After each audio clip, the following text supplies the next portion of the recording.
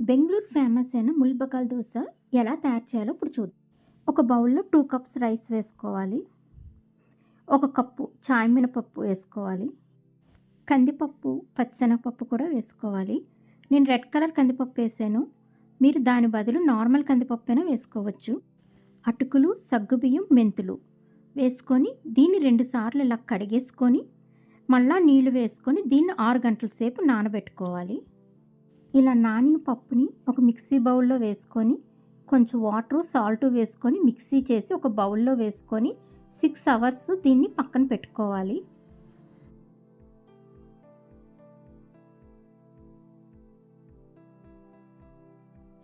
Six hours తర్వాత దోస వేసే ముందు ఒక టీ స్పూన్ షుగర్ వేసుకొని దీన్ని బాగా కలపాలి.